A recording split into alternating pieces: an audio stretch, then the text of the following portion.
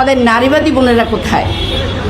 যেই নারীবাদীরা নিরাপত্তার জন্য তাদের ঘুম নেই, তারা নিরাপত্তা চান, তারা অধিকার চান।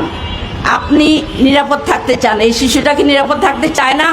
তার কি অধিকার নেই? তাহলে আপনি কেন আজকে নীরব? আপনি কেন চুপচাপ? একজন নারী ক্ষমতায় যাওয়া, এটাই কি আসল টার্গেট? নাকি সমস্ত নারীদের, সমস্ত শিশুদের নিরাপত্তা দেওয়া? আসল কাজ কোনটা? অবশ্যই আসল কাজ হলো সব মানুষের, সব নারী, সব শিশুদের নিরাপত্তা দেওয়া।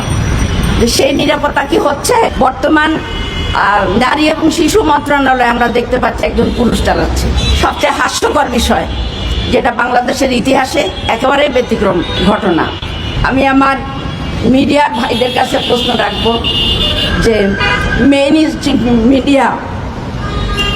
স্ট্রিম মিডিয়া কেন চুপচাপ? কেন এই হত্যাকাণ্ডগুলা, এই ধরনের নৃশংস কাজগুলা প্রচার করে না?